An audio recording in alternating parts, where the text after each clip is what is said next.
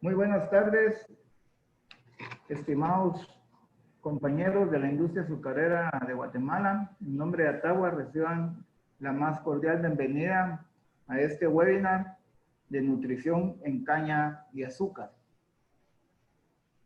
La nueva normalidad de esta pandemia nos ha permitido pues estar llegando con estos webinars de capacitación para nuestros técnicos.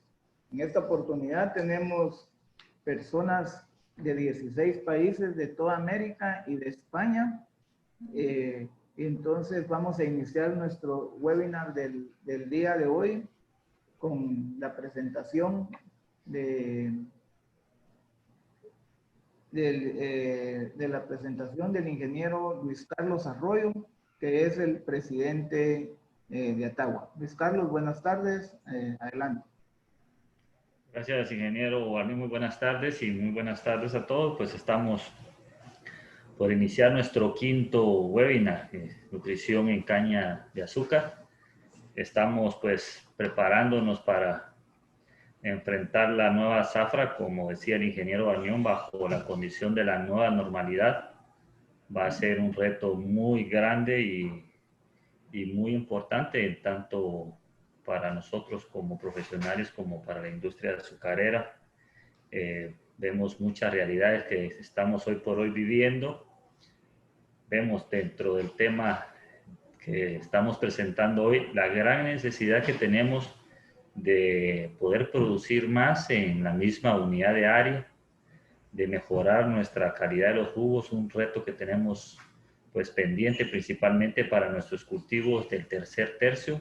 Tenemos una gran necesidad ahí de mejorar la calidad de nuestro cultivo y queremos que ustedes como participantes pues también nos aporten, nos retroalimenten, nos den sus consejos, sus experiencias, que son parte fundamental del desarrollo y sostenibilidad de la caña de azúcar.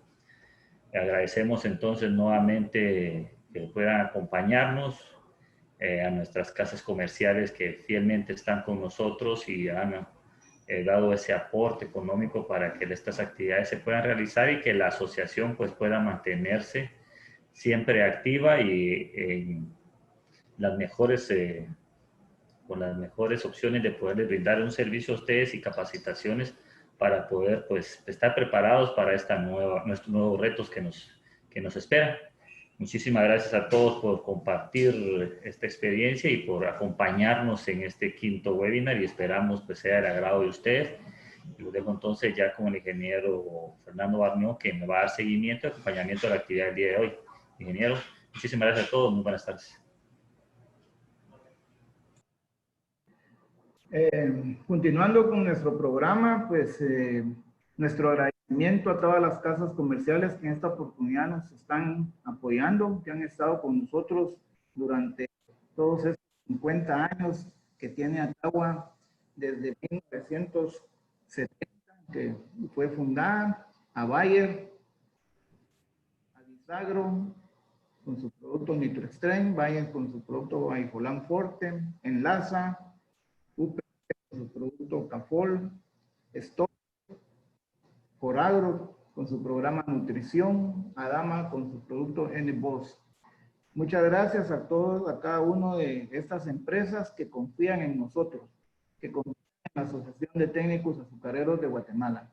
En este webinar están con nosotros el ingeniero Ovidio Pérez y el ingeniero Francisco Barnión, de Ingenio Pantaleón. El ingeniero Pérez es asesor, dos técnicos con reconocida experiencia, dos técnicos de reconocida experiencia que van a compartir con nosotros la tarde de hoy. La charla va a estar a cargo del ingeniero Pérez. El ingeniero Pérez es graduado en la Universidad de San Carlos, en la Facultad de Agronomía de la Universidad de San Carlos de Guatemala. Es maestro en ciencias en edafología con especialidad en fertilidad de suelos del Colegio posgraduados de Chapingo, México. En su experiencia profesional, el ingeniero Pérez durante 12 años coordinó el Programa Nacional de Suelos e Investigación del Instituto de Ciencia y Tecnología Agrícola ICTA. Durante 26 años coordinó el Programa de Agronomía y Ecología del Centro Guatemalteco de Investigación de la Caña de Azúcar de Guatemala y actualmente es asesor en fertilización y nutrición de caña en Guatemala, Honduras, Nicaragua y México. Entre sus publicaciones, el ingeniero Pérez me ha participado en más de 60 publicaciones en fertilización y nutrición de caña de azúcar. Ha sido ponente y participante en diversos congresos nacionales e internacionales, en la ISCT, en temas de fertilización y nutrición de caña. Entre los reconocimientos que tiene el ingeniero Pérez, ha sido 4 veces ganador del premio al mejor trabajo técnico obtenido en el 4º Congreso Nacional de Caña de Azúcar. En el 2013, la Asociación de Técnicos Azucareros de Guatemala lo premió con el premio Portela 2003, que reconoce a los técnicos destacados. Nominado a la Medalla Nacional de Ciencia y Tecnología en 2013, premio que otorga el Congreso de la República de Guatemala, y tiene el reconocimiento de la Junta Directiva de Senjicaña por su contribución en el cultivo de la caña de azúcar con todos sus trabajos de investigación. Ingeniero Pérez, es un gusto para la Asociación de Azucareros de Guatemala, de cual formas parte, tenerte esta tarde con nosotros, y te dejamos para que compartas tu charla. De ahí que nosotros como Azúcar de Guatemala realizamos un protocolo. Y vamos a encargar que cierren sus micrófonos, por favor, porque hay algunas personas que lo tienen todavía abierto.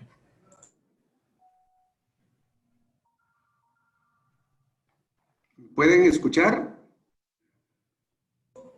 Ahí estamos, ingeniero. Ahí estamos.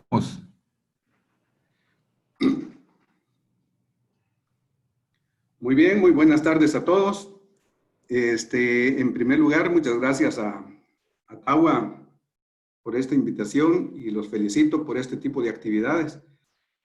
Yo les voy a hablar hoy sobre el tema que me han asignado, que es sobre análisis de suelo y asignación de elementos mayores.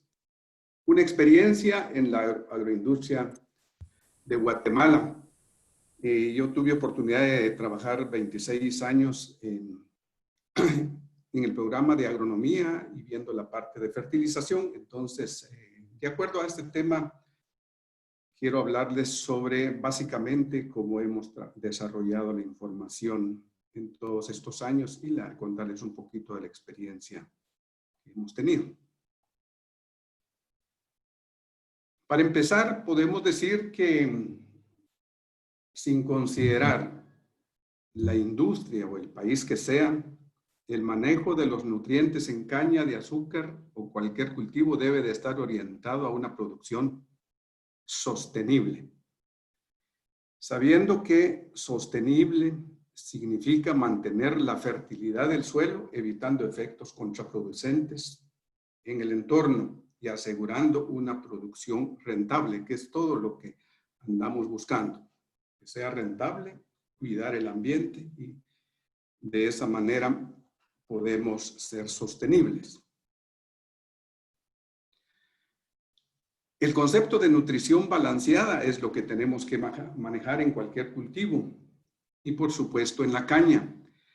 La nutrición balanceada significa que todos los nutrientes esenciales estén disponibles para el cultivo en cantidades apropiadas, ¿verdad? Para un crecimiento óptimo, rendimiento y acumulación de azúcar. Aplicar nutrientes cuando sea necesario. No aplicar nutrientes cuando estén ya en cantidades suficientes o principalmente cuando estén en exceso en el suelo. Entonces, la herramienta que tenemos para saber la disponibilidad y cómo hacer la nutrición balanceada es el análisis químico de suelos, que es la parte que voy a tocar en esta tarde. Y como complemento vamos a tener el análisis foliar para completar, digamos, esta revisión, que esta parte no la vamos a ver acá. El análisis de suelos tiene un fundamento, ¿verdad? Con fines de diagnóstico, lo que es la correlación y la calibración. La correlación significa seleccionar un método de extracción de laboratorio que sea capaz de medir una fracción del elemento que estamos aplicando, habiendo conocido la aplicación, digamos, soluble en un suelo o en unas macetas, y la extraemos y tiene que guardar una relación, de tal manera que si aumentamos la cantidad aplicada, nos va a aumentar la cantidad extraída por el método. Además, debe de estar relacionado con el cultivo. Doctor, lo quiero interrumpir un segundito. Doctor Ovidio, no sé si está compartiendo ya pantalla o todavía no, porque no tenemos su pantalla a la vista. Sí, la tengo compartida. No la vemos, doctor, para que nos apoye ahí, para que podamos ver su pantalla.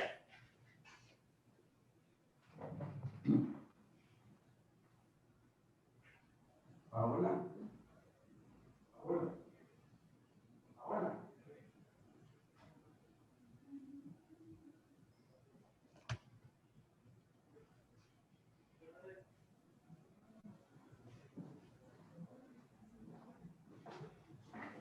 Fíjate que no está compartiendo la pantalla. Ellos no ven la pantalla.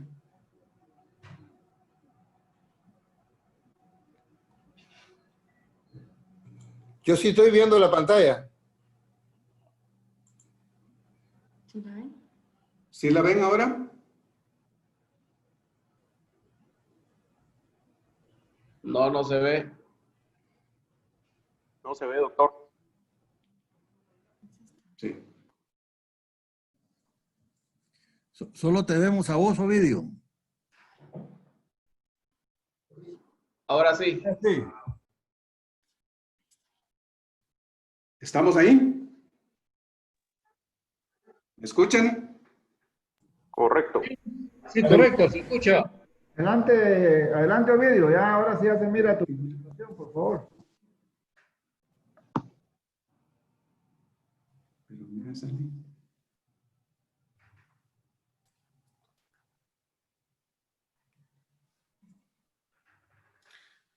Perdón, entonces les decía que el fundamento del análisis de suelos para diagnóstico debe de cumplir dos condiciones: que haya una correlación, que ese método sea capaz de medir en forma proporcional lo que nosotros estamos aplicando. Pero la otra es la calibración, que significa establecimiento de los rangos de la interpretación del análisis que estamos haciendo. Esto es para decir si está bajo, está adecuado o está alto. Hay un término aquí, por ejemplo, que el análisis de suelo, el valor medido en el análisis no es la cantidad exacta disponible para el cultivo. La complejidad de la química y la absorción es muy grande para esto, para poder usar esto. Lo que se hace realmente es encontrar una relación entre el valor medido y lo que el cultivo puede extraer. Esto es el valor del análisis de suelos.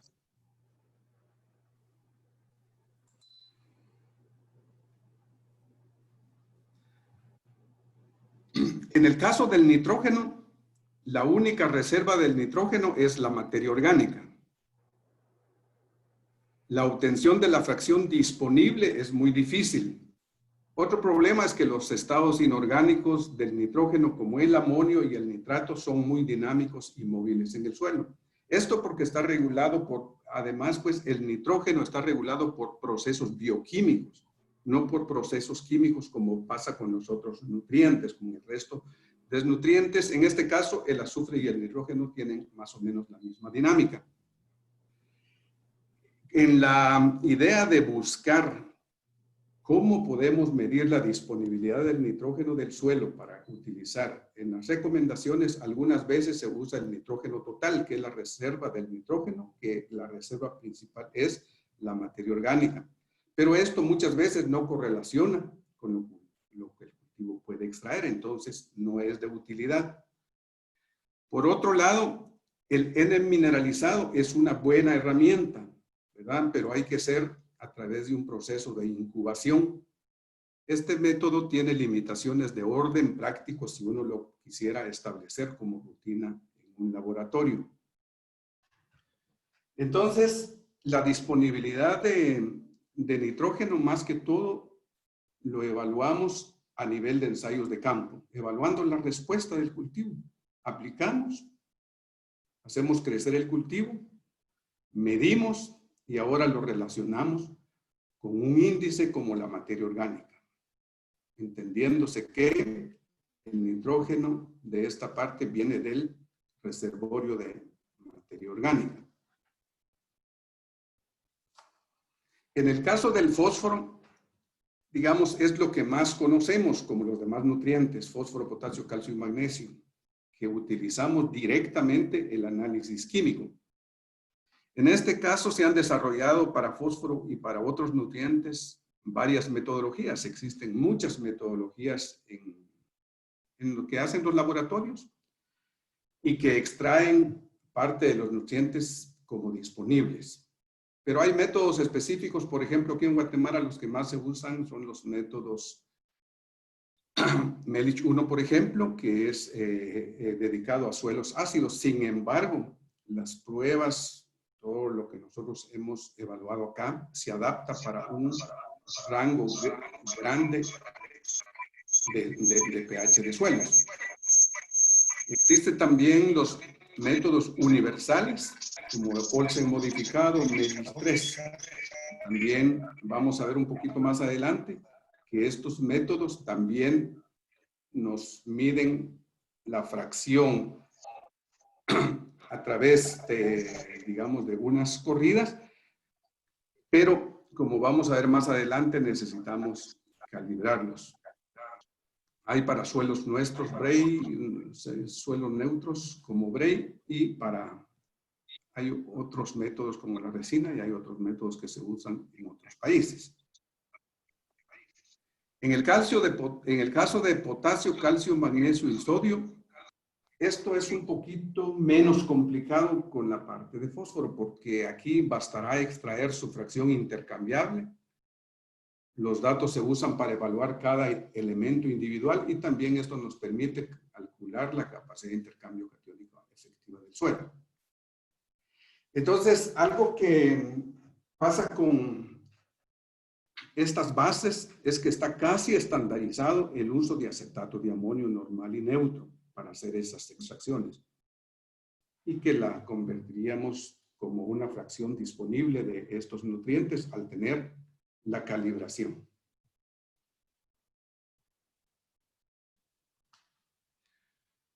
Entonces, realmente la calibración significa determinación de los niveles críticos para interpretar el valor que nos da el análisis de suelos. Los niveles críticos constituyen los criterios básicos de diagnóstico de la disponibilidad de la fertilidad del suelo. La calibración es específica para el cultivo, al suelo y a las condiciones agroecológicas.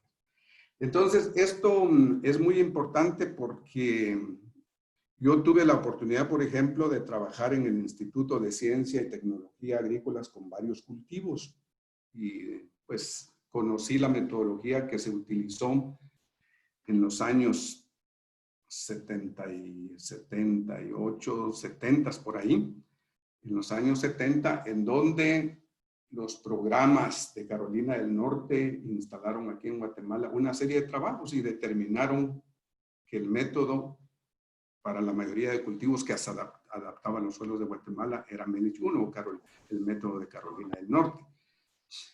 Y se hicieron calibraciones para los cultivos, pero esto quedaron, digamos, hace muchos años.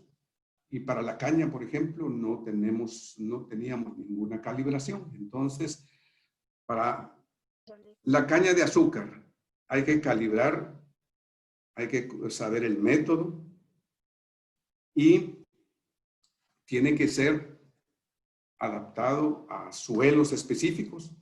Y esto hay que seguirlo estudiando porque si el manejo cambia, estas condiciones también van cambiando. El fundamento de la calibración en realidad es cómo interpretar el análisis. Entonces, vemos en esta diapositiva, acá en el eje de las X tenemos el nutriente en ppm que nos da el laboratorio. Esto puede ser cualquier número, estoy representando aquí cualquier método y está en partes por millón. Y en este lado tenemos el rendimiento relativo. Esto es el cultivo. ¿Cómo está respondiendo el cultivo? Cuando tenemos diferentes niveles medidos en el análisis de suelo previo a hacer la aplicación. Entonces, esto es teórico. Debiera de seguir esta secuencia, ¿verdad? Si tenemos valores bajos en ppm del nutriente que estamos midiendo, entonces el rendimiento relativo se aleja del 100. O sea, tenemos una buena respuesta a la aplicación, una buena probabilidad de respuesta a la aplicación y le llamamos a esta parte que el nivel está bajo o el nivel está deficiente. Esto se relaciona con el 95% del rendimiento relativo.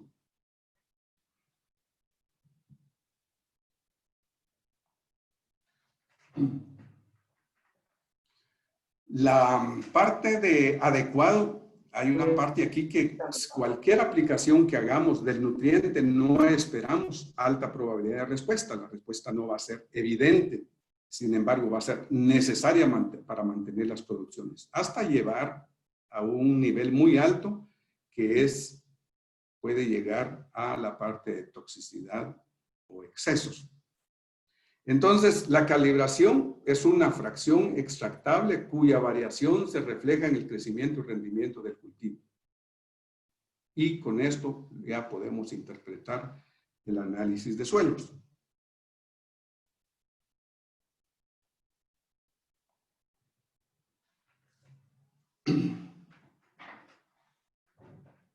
En esta diapositiva estamos representando cómo funciona el análisis de suelos. Aquí, por ejemplo, nosotros colectamos 29 suelos conociendo la región, desde suelos muy pobres con el método que nosotros conocíamos, hasta suelos muy ricos en el elemento, porque conocíamos la región. Entonces tomamos los datos desde muy bajos hasta altos en el suelo.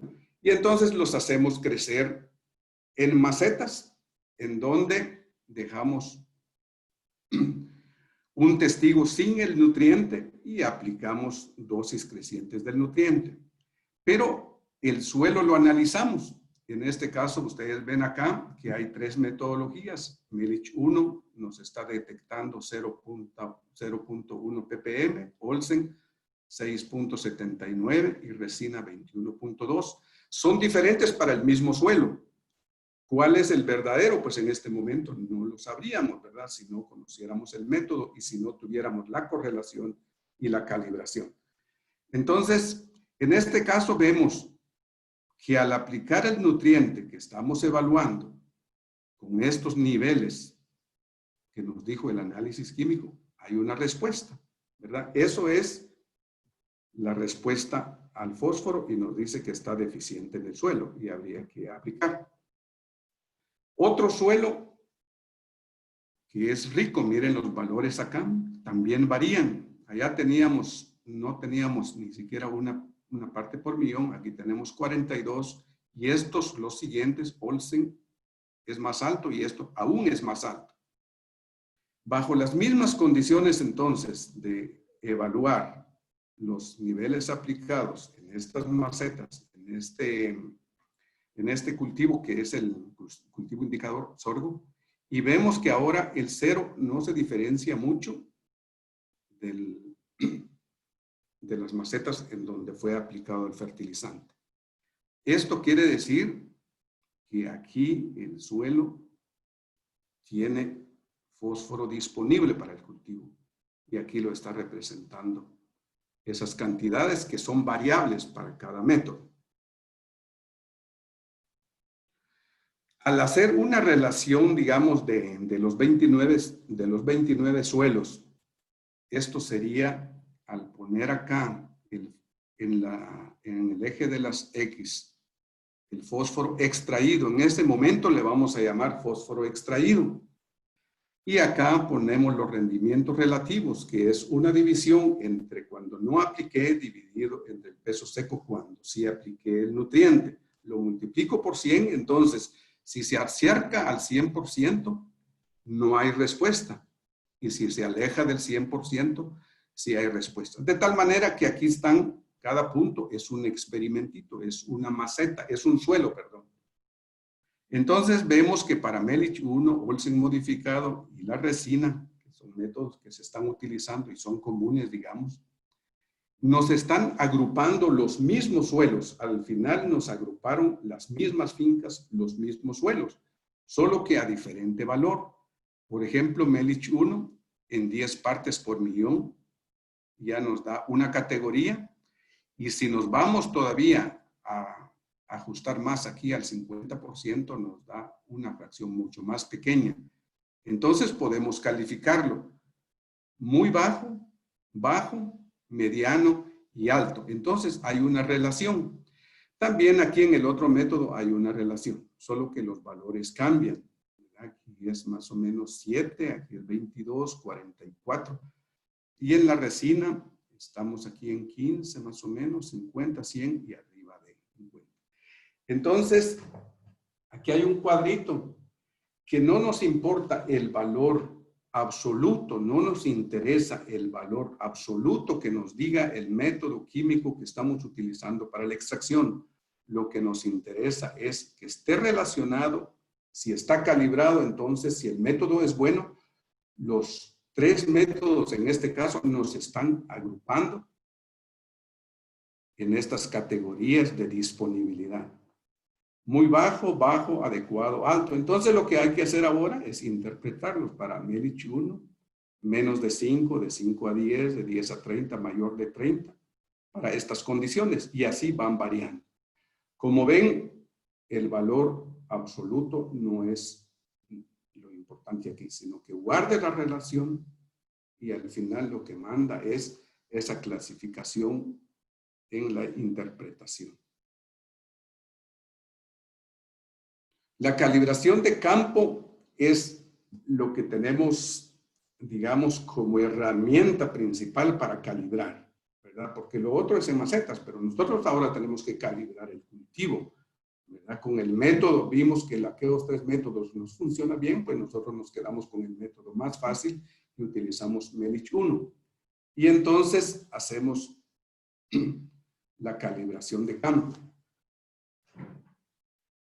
Realmente calibrar un método o varios métodos es un trabajo muy laborioso.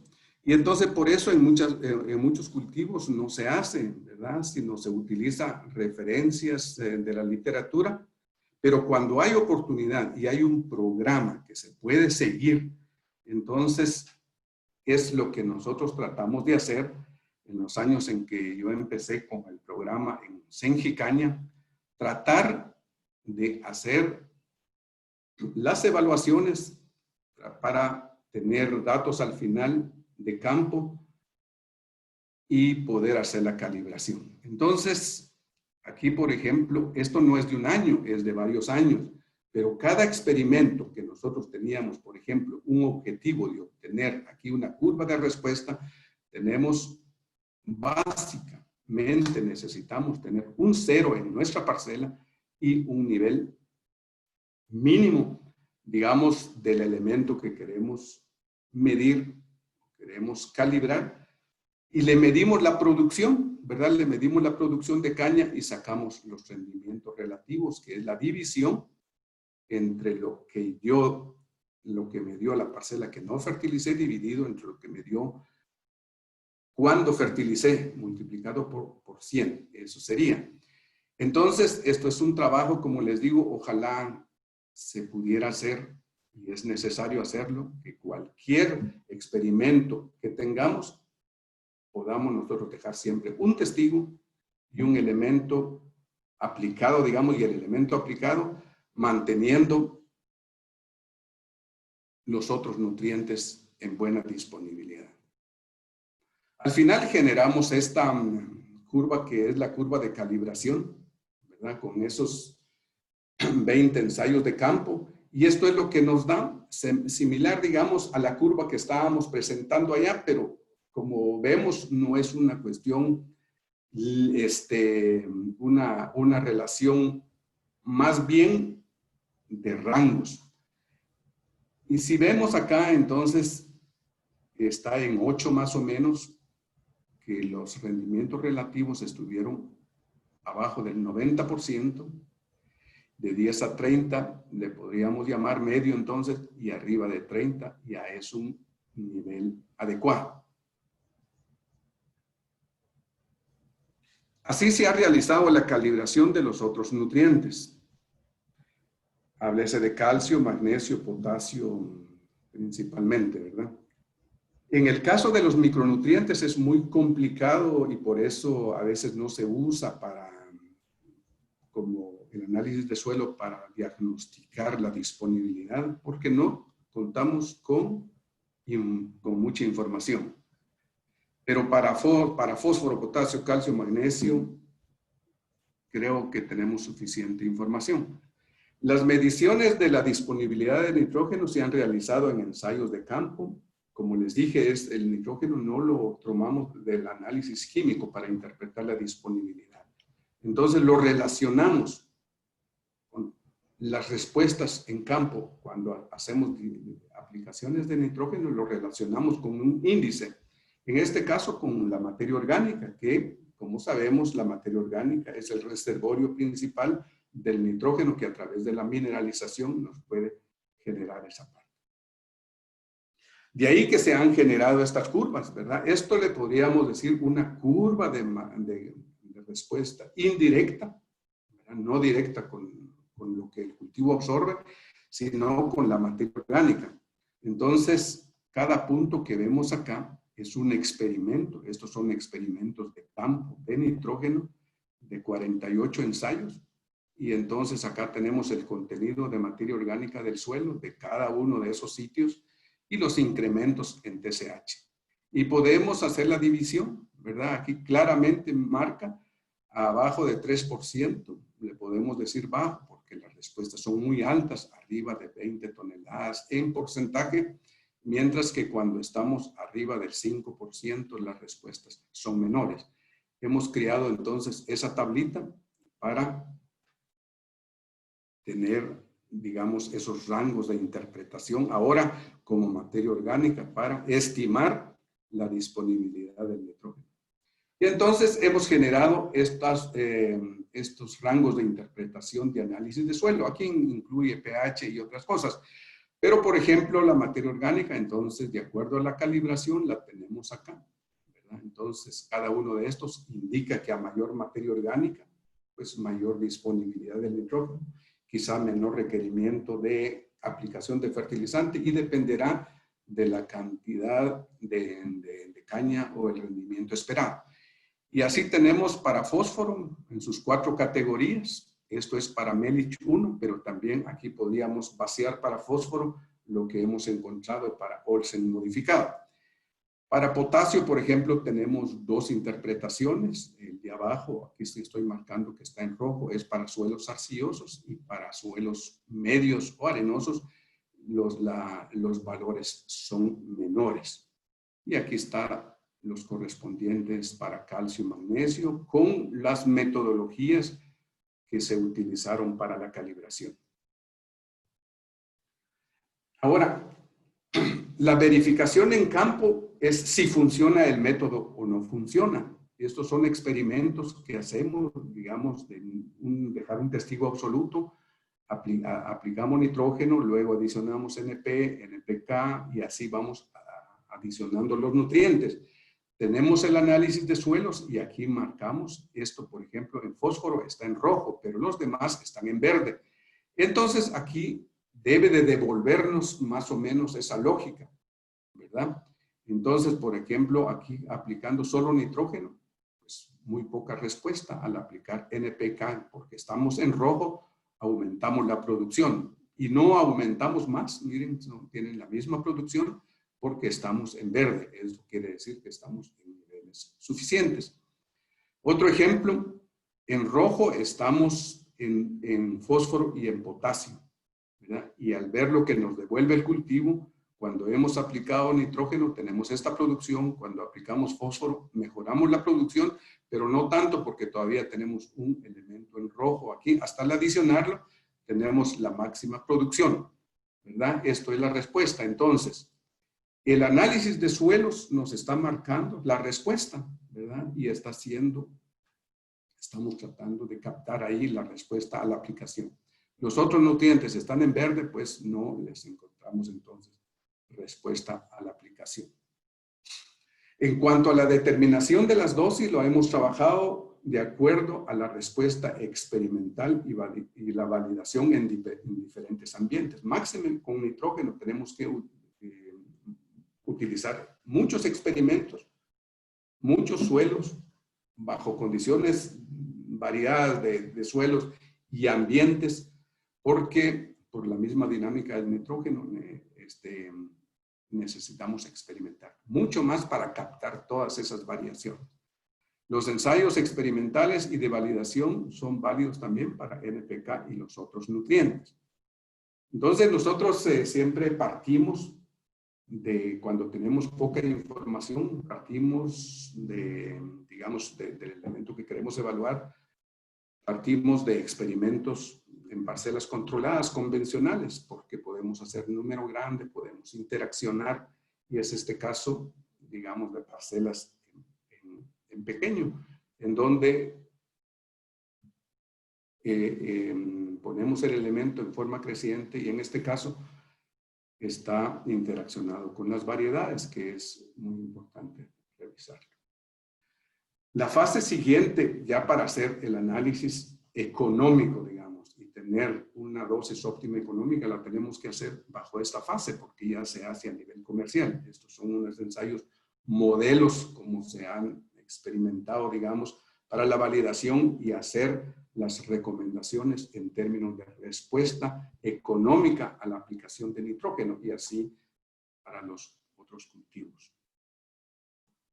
Entonces aquí tenemos una familia de respuestas, ¿verdad? Ese tipo de experimentos, en este caso tenemos 18 experimentos calificados, por ejemplo, solo las ocas.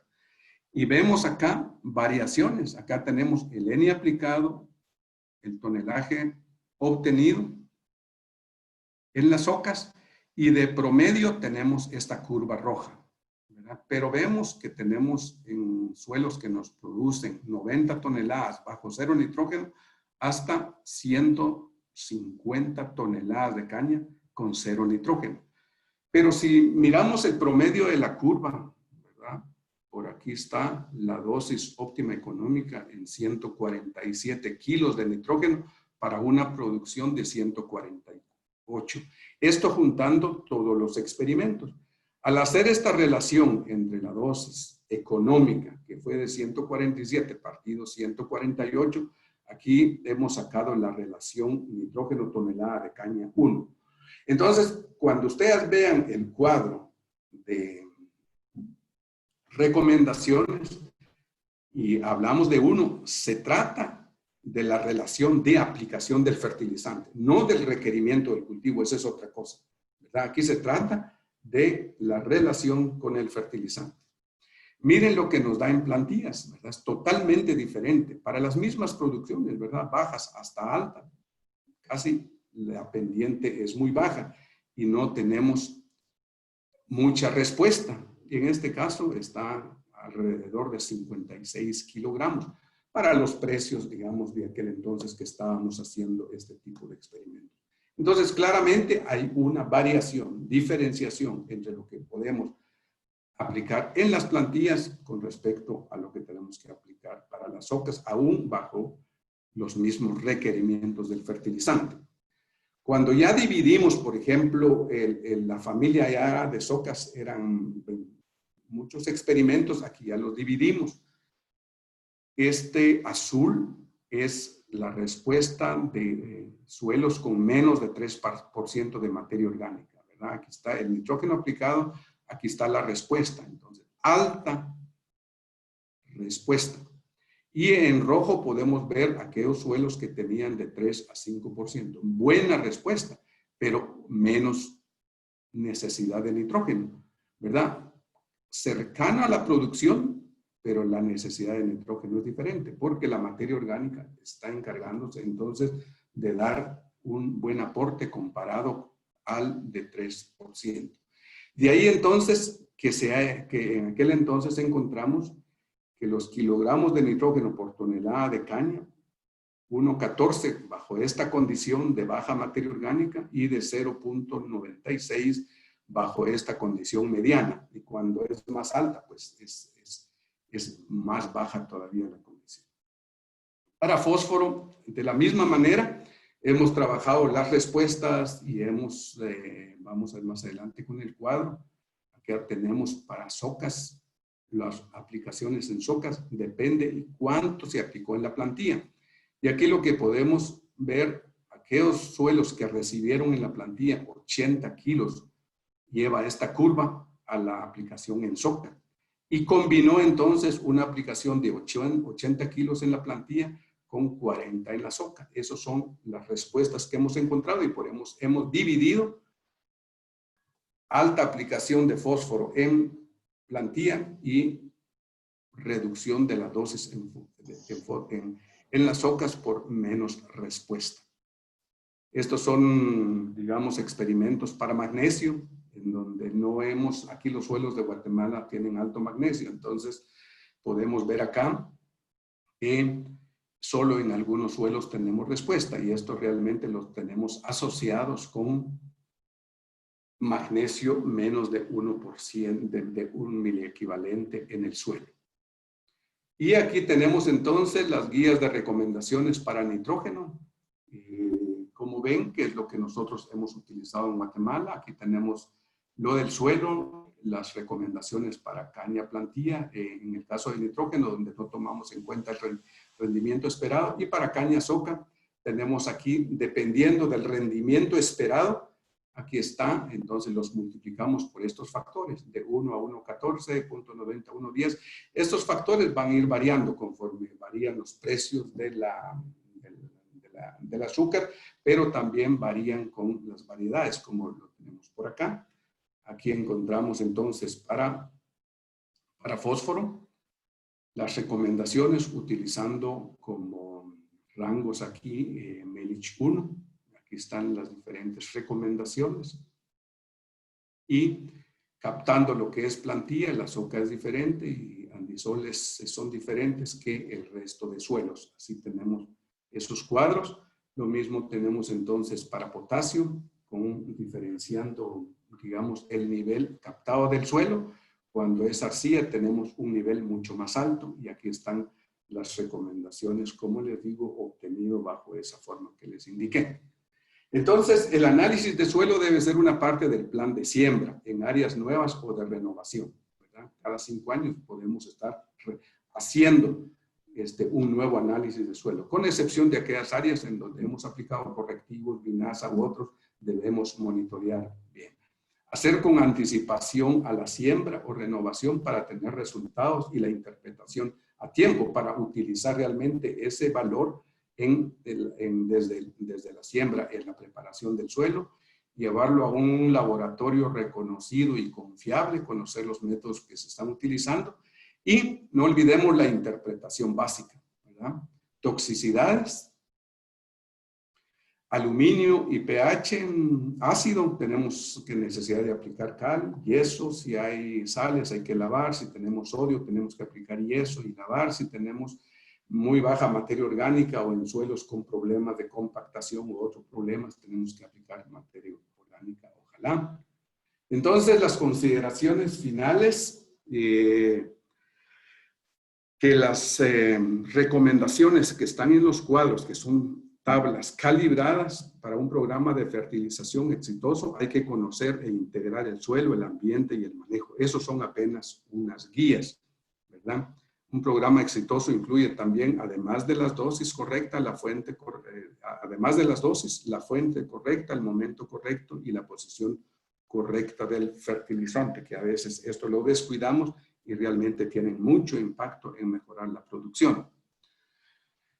Por otro lado, no siempre vamos a un nutriente definido deficiente por el análisis y lo aplicamos, no siempre vamos a obtener la respuesta porque es complejo, ¿verdad? Porque hay presencia de factores limitantes como la sequía, excesos de agua, compactación, las raíces, mala sanidad de las raíces, enfermedades o algún nutriente no corregido.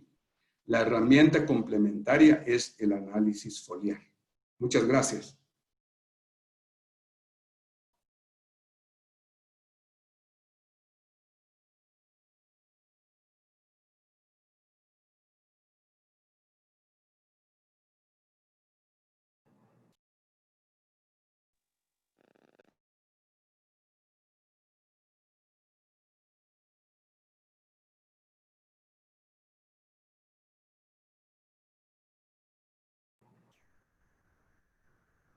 Muchas gracias al ingeniero Pérez por su presentación. Agradecemos nuevamente a nuestras casas patrocinadoras de este evento, a Bayer, a Disagro, Enlaza, Semiagro, Adama, Poragro, Stoller, UPL. Muchas gracias por compartir con nosotros, confiar en nosotros para este webinar.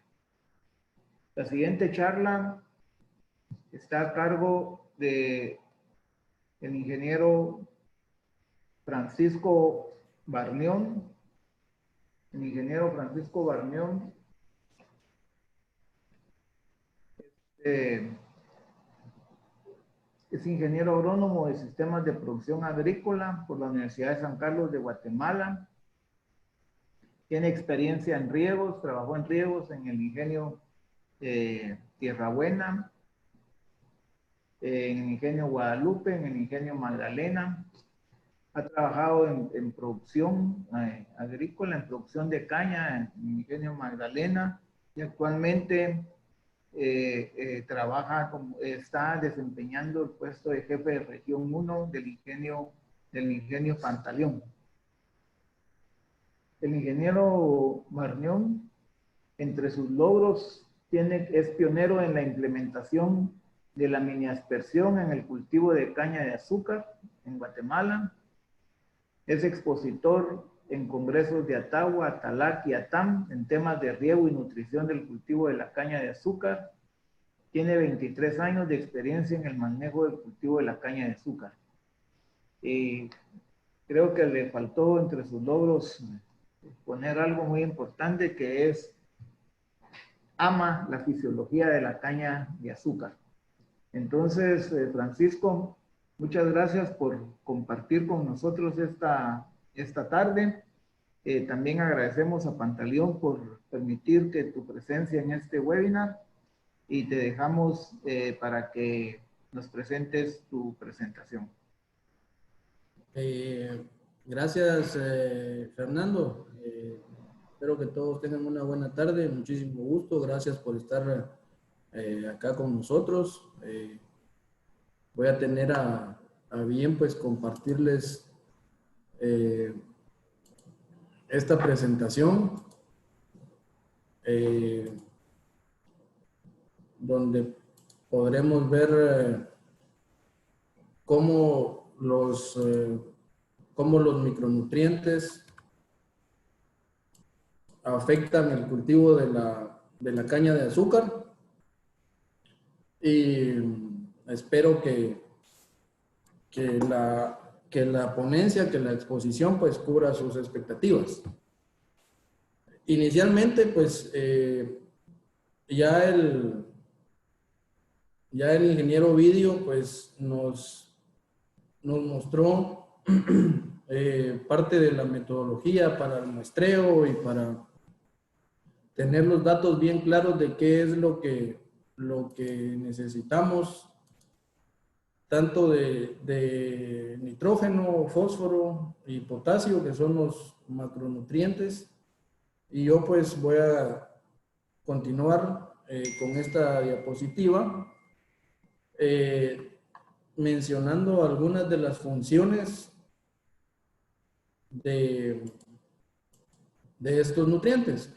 Por ejemplo, el nitrógeno, nosotros dentro de la fisiología de la planta, pues tenemos que tener claro que juega un papel trascendental en la síntesis de ácidos nucleicos, en la síntesis de aminoácidos, por lo tanto, en la fabricación de proteínas.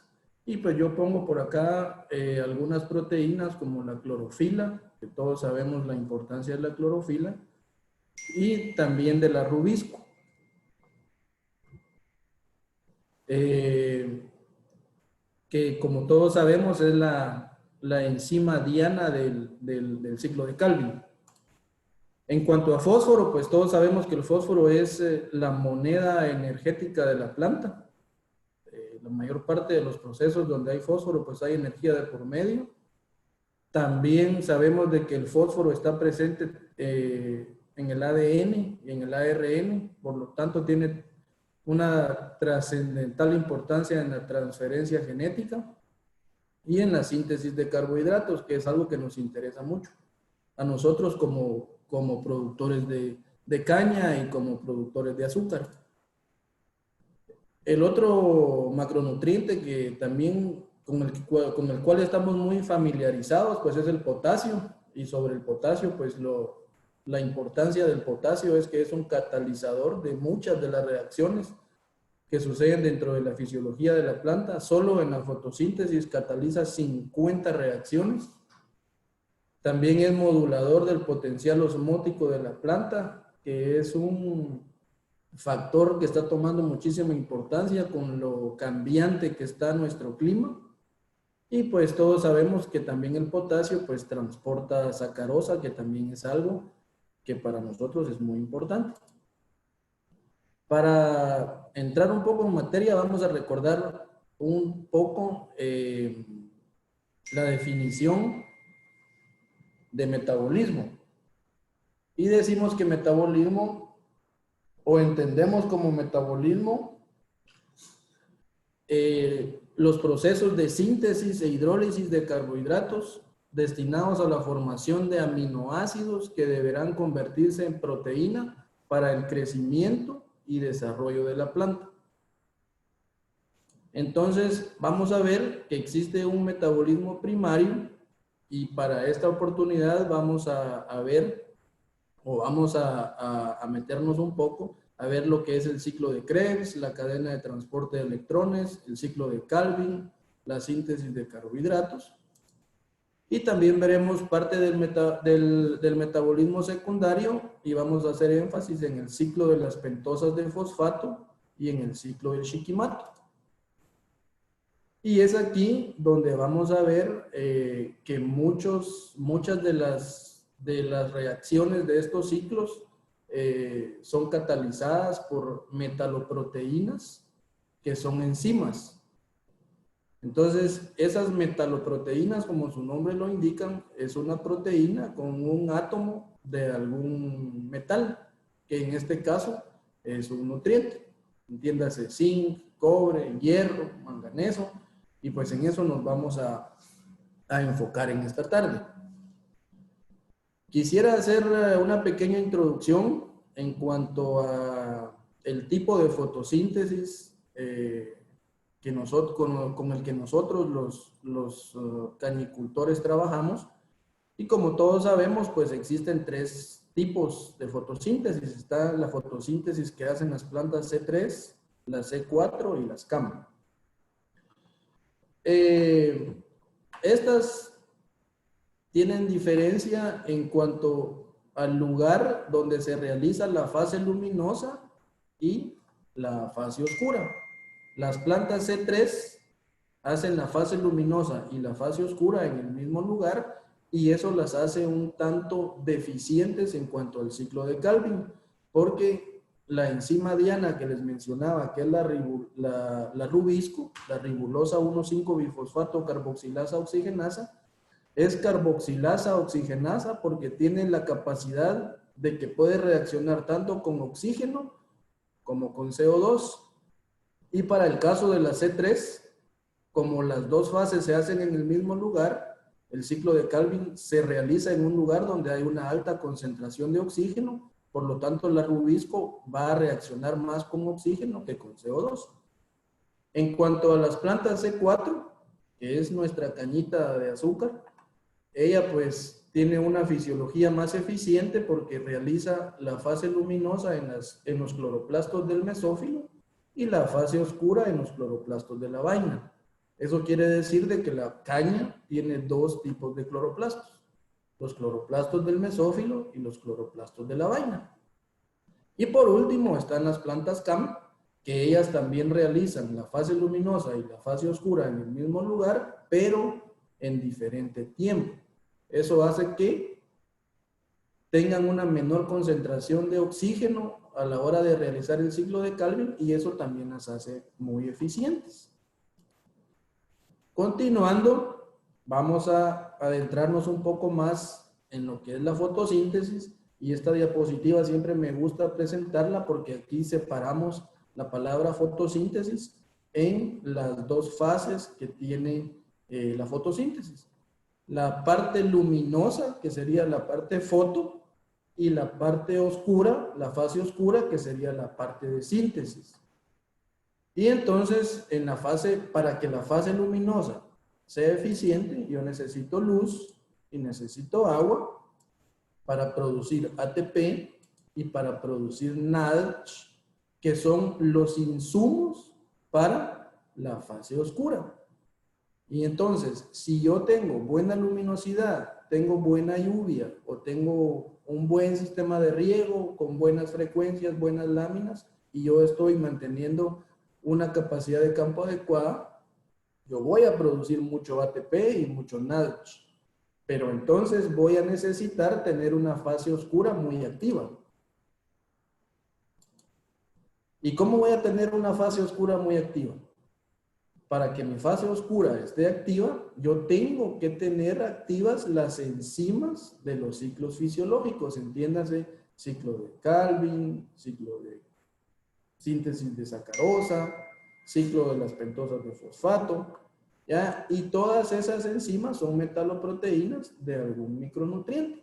Por eso es de que es esencial que estas dos fases estén balanceadas. Si yo logro balancear la fase luminosa y la fase oscura, yo voy a tener una alta eficiencia cuántica de la fotosíntesis. Porque me imagino que ustedes saben que la fotosíntesis es un proceso cuántico. Y un proceso cuántico es el que se lleva a cabo en lugares muy pequeños y en lapsos de tiempo muy pequeños. Entonces, la eficiencia cuántica de la fotosíntesis se obtiene al dividir el CO2 fijado por la planta entre la radiación recibida. Entonces es una relación entre la cantidad de radiación que yo tengo y la cantidad de CO2 que mi planta logró fijar. Esto quiere decir de que mientras yo tenga más afinadas mi fase luminosa y mi fase oscura estén balanceadas, yo voy a poder lograr convertir esa radiación en CO2 fijado. Entonces, entremos en materia. Nosotros trabajamos con una planta C4 que las plantas C4 evolucionaron de las plantas C3 con la finalidad de ser más eficientes colocando el ciclo de Calvin en un lugar con baja concentración de oxígeno para evitar la fotorrespiración y aumentar la posibilidad de que la rubisco reaccione únicamente con CO2 y lograr fijar más y tener una tasa de fotosíntesis más alta. La caña tiene una mejor eficiencia en el uso del agua. Ok, miremos por qué. La caña de azúcar tiene la capacidad de fijar de 50 a 80 miligramos de CO2 por decímetro cuadrado de superficie foliar por hora. Además, la caña de azúcar pierde 277 moléculas de agua por cada molécula de CO2 fijada.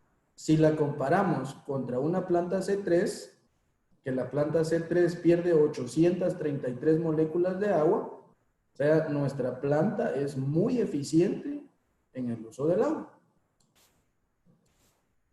Tiene también una mayor eficiencia en el uso del nitrógeno y la caña también posee dentro de su morfología, posee la anatomía de Kranz. ¿Qué es la anatomía de Kranz? La anatomía de Kranz era lo que mencionaba al principio, de que la caña tiene cloroplastos del mesófilo y tiene cloroplastos de la vaina. Entonces, en los cloroplastos del mesófilo se realiza la fase luminosa. Aquí va a haber una alta concentración de oxígeno, porque acá se están rompiendo las moléculas de agua. Entonces, acá únicamente se realiza fase luminosa y en las células de la vaina o en los cloroplastos de la vaina se van a realizar las reacciones oscuras. Eso hace que la caña, tenga más eficiencia en el ciclo de Calvin, porque la rubisco va a tener la oportunidad de reaccionar más con CO2 que con oxígeno. Y lógicamente acá, en estos cloroplastos del mesófilo, hay ciertos genes que no se expresan en los cloroplastos de la vaina, que hacen que esa anatomía de Kranz pues sea exitosa. Esa anatomía de Kranz, como dijimos, tiene el objetivo de eliminar la fotorrespiración. Expliquemos qué es la fotorrespiración. La rubisco, que es la enzima diana del ciclo de Calvin, tiene la capacidad de poder reaccionar con oxígeno o con CO2. A nosotros nos interesa que reaccione con CO2 para que haga fotosíntesis. ¿Por qué? Porque va a ser un proceso donde va a haber una ganancia de ATP y una ganancia de NAD y síntesis de carbohidratos. Mientras que si reacciona con oxígeno, va a haber fotorrespiración. Y la fotorrespiración, pues es el proceso inverso a la fotosíntesis, donde en lugar de ganar ATP, vamos a perder ATP. Bueno, vamos a partir entonces de una molécula de sacarosa y vamos a asumir que esta molécula de sacarosa se encuentra en el meristemo apical de una planta de caña de azúcar.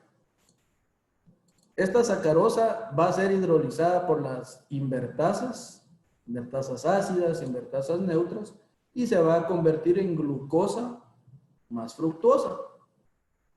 Vamos a seguirle la ruta a esa glucosa que va a entrar a la glucólisis, y de la glucólisis va a poder tomar dos caminos. Uno hacia el metabolismo primario, convirtiéndose en piruvato, y otro hacia el metabolismo secundario, donde va a entrar al ciclo de las pentosas de fosfato o bien al ciclo del shikimato o la ruta del shikimato. Nos vamos a enfocar primeramente en el metabolismo primario. Este piruvato se va a convertir,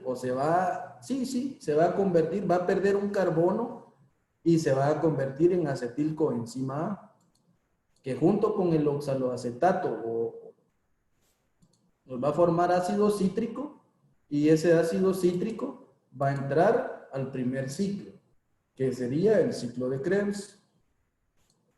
En este ciclo de Krebs existen 10 enzimas que actúan para la formación de ATP. Una de ellas es la aconitasa, que es una metaloproteína de hierro, la citrato sintasa, que también es una metaloproteína de hierro, y la alfa-cetoglutarato deshidrogenasa, que es una metaloproteína de manganeso. Entonces, vamos a ver la importancia de que este ciclo de Krebs tenga una alta eficiencia, porque de él se derivan otros procesos, tal como la síntesis de pirimidinas. Y dentro de las pirimidinas podemos encontrar la timina, el uracilo y la citosina, que son parte esencial del ADN y del ARN.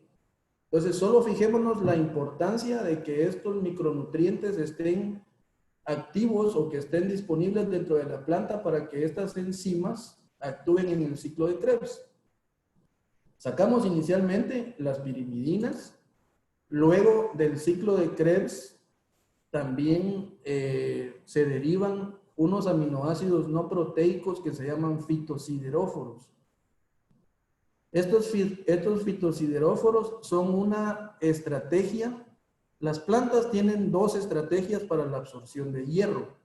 La caña, o sea, las gramíneas, dentro de las gramíneas la caña, la estrategia es la síntesis de fitosideróforos que se van a exudar por la raíz hacia la rizósfera como una estrategia para la absorción de hierro.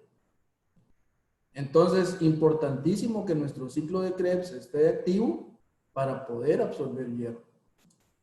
Otro sería que la alfa-cetoglutarato deshidrogenasa cataliza una reacción entre el succinilcoenzima A y la glicina para que se dé la síntesis de clorofila. La síntesis de clorofila, como todos sabemos, pues es esencial para que la planta pueda hacer fotosíntesis. Y miremos la importancia del hierro en la clorofila. Aunque si bien todos sabemos, la molécula de clorofila tiene como en su parte... ¿Qué le dio ahí? Todos los procesos, todas las reacciones previas a la síntesis de clorofila, varias de sus etapas necesitan de hierro. Por lo tanto, el hierro es esencial para la síntesis de clorofila y, lógicamente, el magnesio. Como producto del ciclo de Krebs, vamos a tener el NAD y el FAD, que van a ser los insumos para la cadena de transporte de electrones.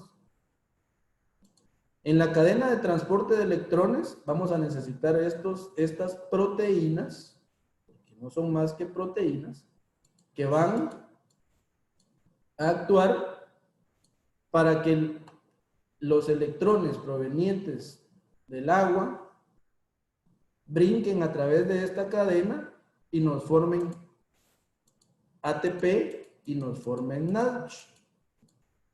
Ahora bien, vamos a ver más detalladamente la cadena de transporte de electrones. En la cadena de transporte de electrones, nosotros tenemos 4 sistemas proteicos.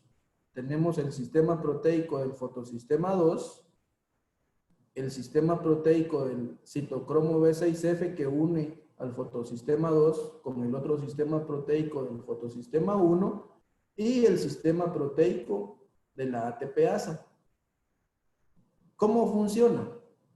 Yo necesito luz en el fotosistema 2 y en el fotosistema 1 y necesito agua y romper esta molécula de agua para que se cree el electrón que va a saltar a través de estas proteínas. La plastoquinona, la plastocianina y la ferridoxina. Aquí la ferridoxina es una metaloproteína de hierro, en donde el hierro sigue cumpliendo un papel determinante, y la plastoquinona es una metaloproteína de cobre. Entonces aquí, de vital importancia para tener una cadena de transporte de electrones que sea eficiente, tenerle disponible estos micronutrientes a la planta para que se pueda llevar a cabo cadena de transporte de electrones. Entonces, este electrón va a brincar de una proteína a otra y va a formar NADH.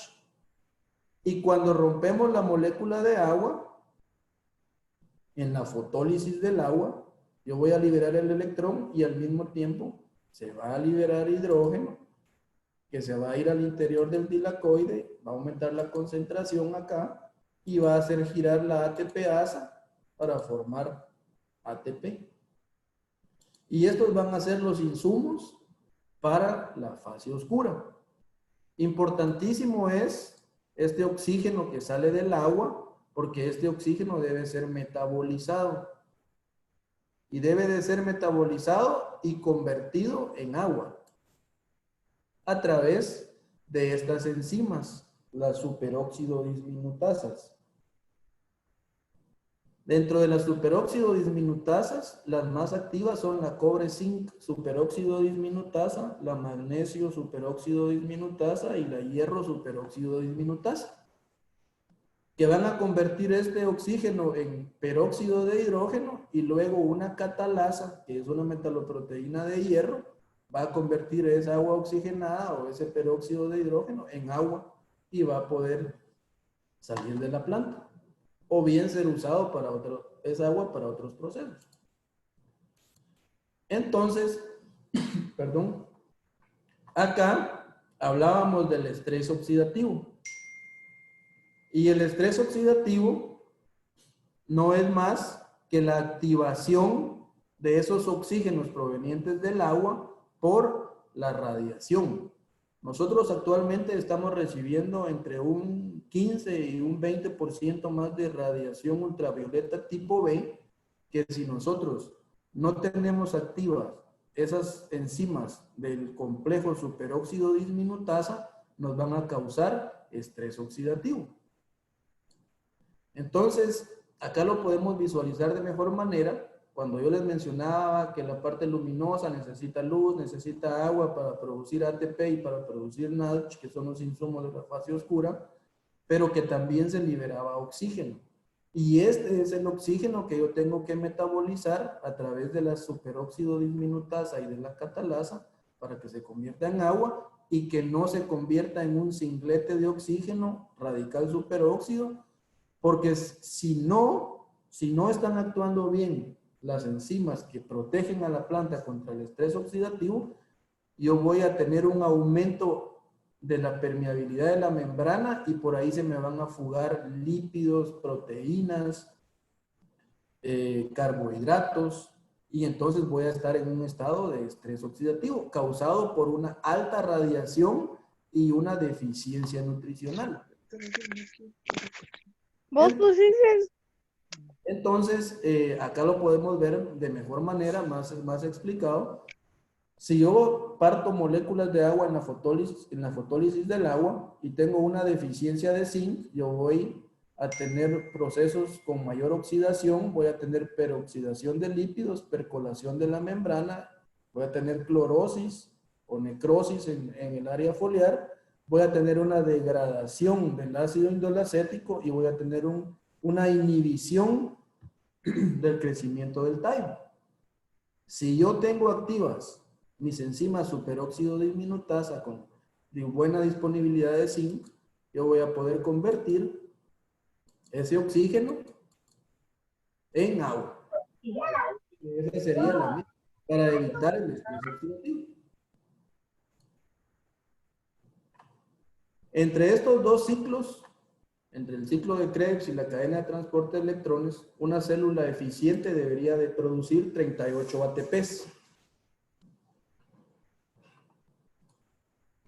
Que eso es lo que deberíamos de lograr si nosotros tenemos activas estas enzimas que son metaloproteínas de los nutrientes que yo les mencioné.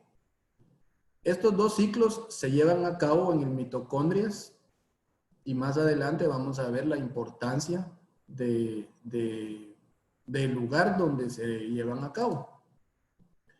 Entonces, continuando con el ATP y NADH, vamos a decir que estos son los insumos para el próximo ciclo, que sería el ciclo de Calvin.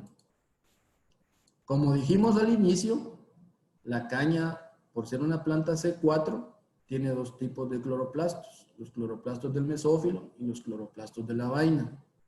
Acá, para que esto funcione bien, tienen que estar activas otro grupo de enzimas, empezando por la anhidrasa carbónica, que es una metaloproteína de zinc, la fosfoenol piruvato carboxilasa, que es activada por magnesio y por fósforo, al igual que la fosfoenol piruvato diquinasa. El CO2 va a entrar por los cloroplastos del mesófilo, por los cloroplastos del mesófilo, y se va a movilizar para los cloroplastos de la vaina, y es ahí donde se va a dar el ciclo de Calvin, con la participación de estas enzimas. Pero miremos más detenidamente el ciclo de Calvin. Hagamos de cuenta que el CO2 va a entrar por un estoma y al entrar al mesófilo va a reaccionar con la anhidrasa carbónica, que es una metaloproteína de zinc, y se va a convertir en bicarbonato. Este bicarbonato va a reaccionar con el fosfoenol piruvato a través de la fosfoenol piruvato carboxilasa, que es activada por fósforo y por magnesio, y se va a formar oxalacetato. A este oxalacetato le entra NADH, que yo produje en la fase luminosa, y se va a convertir en malato. Este malato se va a movilizar hacia las células de la vaina, donde va a ser descarboxilado por la NADH malato y se va a convertir en piruvato y en CO2. Este piruvato va a regresar a las células del mesófilo, donde le va a entrar ATP y la enzima fosfoenol piruvato diquinasa, y ese piruvato se va a convertir de nuevo en fosfoenol piruvato. Y esto se va a convertir en una bomba que le va a estar mandando constantemente CO2 aquí al ciclo de Calvin, en un lugar donde va a haber baja concentración de oxígeno, que son los cloroplastos de la vaina, como lo mencionamos a un principio. Entonces, la radiación solar va a iniciar el primer proceso del ciclo de Calvin, que es la carboxilación a través de la rubisco activasa y la anhidrasa carbónica de nuevo, en donde la ribulosa bifosfato, la rubisco, va a unir a la ribulosa bifosfato con el CO2. ¿Sí? Esta es la reacción que estamos buscando para que el ciclo de Calvin sea altamente eficiente. Que el CO2 se una a la ribulosa bifosfato a través de la rubisco, que es una enzima altamente demandante de magnesio, para que se dé el primer azúcar de 6 carbonos, que es un carbamilato de magnesio, que se llama 2-deoxi de arabinitol 1,5-bifosfato. Por ser muy inestable, rápidamente se reduce, le entra ATP y le entra NADH y gana 2 electrones a través de otras 2 proteínas, la ferridoxina y la tiorridoxina, y se convierte en 2 compuestos de 3 carbonos, que son las triosas de fosfato. Estas triosas de fosfato son las que se pueden quedar dentro del cloroplasto y formar almidón. Acá me estaba adelantando un poco. Acá ya tenemos cumplidas las 3 fases del ciclo de Calvin: la carboxilación, la reducción, pero algo importante es la regeneración, que de todo este proceso únicamente un tercio se puede utilizar para la síntesis de sacarosa o bien la síntesis de almidón. Y 2/3 de todas estas reacciones van a servir únicamente para la regeneración del ciclo. Imagínense ustedes cuán eficiente debemos de ser contener todas esas enzimas que son metaloproteínas de algún nutriente para tener más 1/3 que se puedan formar triosas de fosfato y tener la posibilidad de poder hacer azúcar o de poder hacer sacarosa. Y continuando con el ciclo de Calvin, si yo no tengo disponibilidad de fósforo, esas triosas de fosfato se van a quedar dentro del cloroplasto y van a formar almidón. Y si yo tengo disponibilidad de fósforo, esas triosas de fosfato se van a exportar hacia el citosol para sintetizar sacarosa a través de un proceso que se llama transporte antiparalelo de las triosas de fosfato. Entonces, acá importante es saber de que todas estas enzimas que son metaloproteínas de algún nutriente tienen que estar disponibles para que se lleve a cabo el ciclo de Calvin, porque solamente 1/3 de los productos del ciclo de Calvin yo voy a poder exportar al citosol y poder hacerlo sacarosa.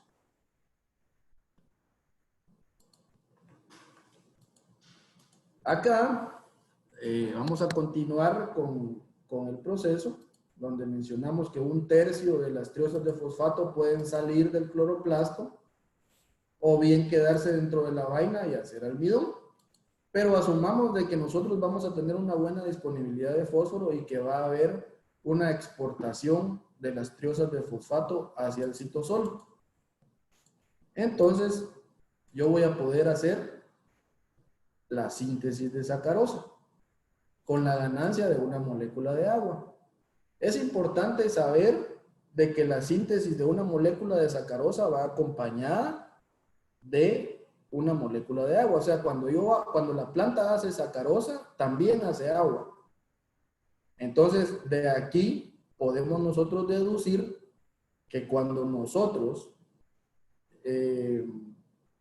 proporcionamos a la planta o estresamos a la planta con quitarle el riego a la hora de la maduración, lo que nosotros estamos haciendo es estimular a la planta para que ella sintetice sacarosa.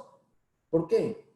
Porque la planta, cuando perciba que su potencial osmótico está disminuyendo, ella se va a ver en la necesidad de sintetizar unos compuestos, se llaman osmolitos, con la finalidad de rellenar la célula y evitar que se deshidrate. Entonces,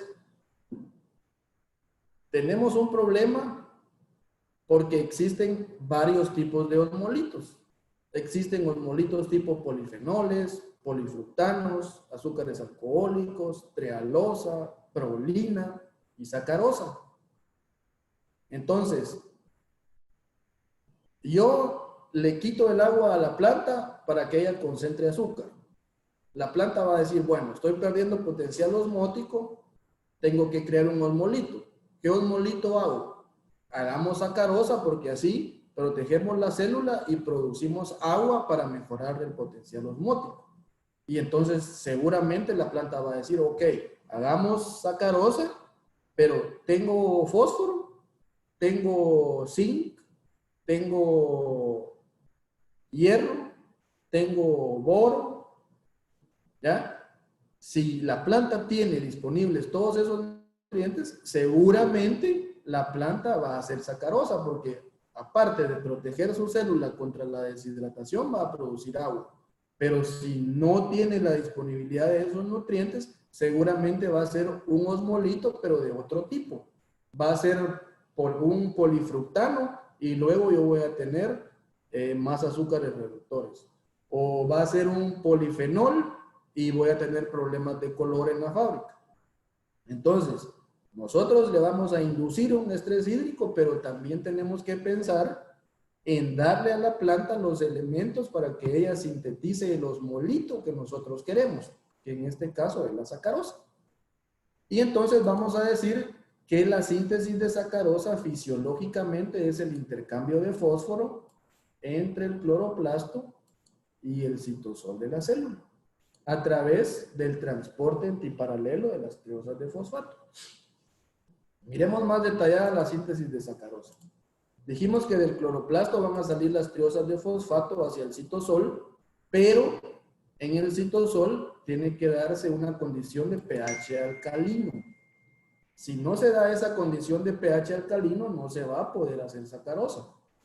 Entonces, estas triosas de fosfato, que son dos, en realidad es la dihidroxiacetona fosfato y el gliceraldehído 3-fosfato, se van a condensar a través de una enzima que se llama aldosa, que es una metaloproteína de zinc, y se va a formar la fructosa 1,6-bifosfato.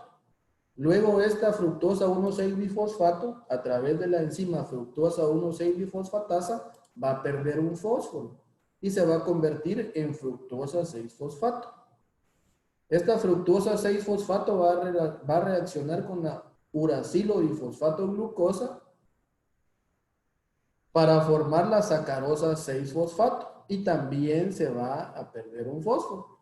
Esta sacarosa 6-fosfato va a perder un fósforo a través de la sacarosa 6-fosfato-fosfatasa y se va a convertir en sacarosa.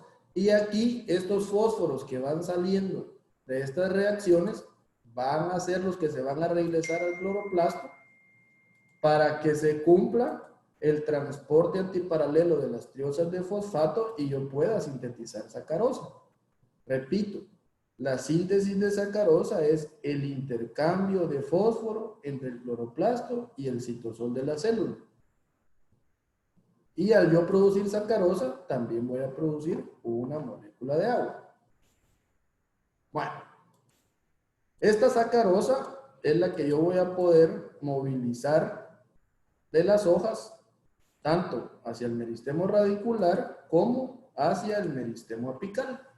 Y aquí digamos que ya cumplimos el metabolismo primario de la planta, ¿sí?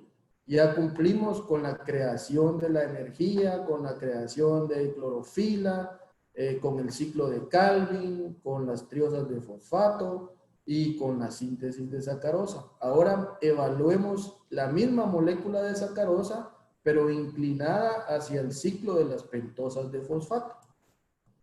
Misma sacarosa, misma glucólisis, pero ahora con otra ruta, el ciclo de las pentosas de fosfato. El ciclo de las pentosas de fosfato es un ciclo que tiene como principal objetivo crear los insumos para la síntesis de ADN y de ARN a través de este azúcar, la ribosa 5-fosfato, ¿sí? Que también tiene relación, o sea, el ciclo de las pentosas de fosfato también nos da los insumos para la ruta del Shikimate, pero eso lo vamos a ver más adelante. Entonces es vital que el ciclo de las pentosas de fosfato nos va a dar la ribosa necesaria para la síntesis tanto de ADN como de ARN. Y también nos va a dar la ribulosa 5-fosfato que nos va a servir como sustrato del CO2 en el ciclo de Calvin para que se dé la unión de la ribulosa bifosfato con el CO2. Entonces vamos a ver que la ribosa 5-fosfato viene como un producto del ciclo de las pentosas de fosfato, pero también es importante saber que de este ciclo de las pentosas de fosfato salen las purinas, que son el complemento de las pirimidinas que vienen del ciclo de Krebs. Estas purinas son la guanina y la adenina. Y acá tenemos también que considerar que esta adenina es el componente de ¿qué? Del ATP, porque el ATP es un nucleótido, es un adenosin trifosfato. ¿Sí? Acá podemos ver que la ribosa es parte esencial del ATP. Entonces es vital que ese ciclo de las pentosas de fosfato esté activo para que yo pueda también sintetizar ATP, no solo que mi ciclo de Krebs, que mi cadena de transporte de electrones, también tengo que tener activo el ciclo de las pentosas de fosfato.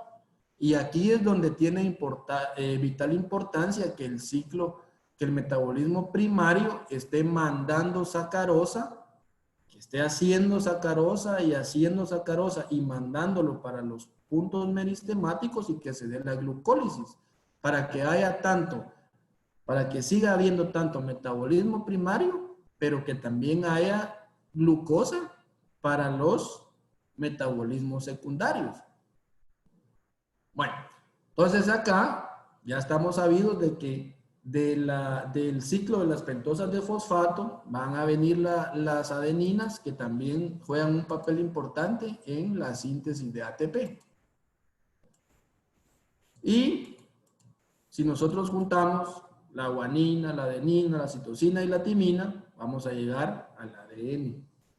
Y como todos sabemos, el ADN es el compuesto o es la molécula donde van a estar todas las características genéticas de nuestra planta.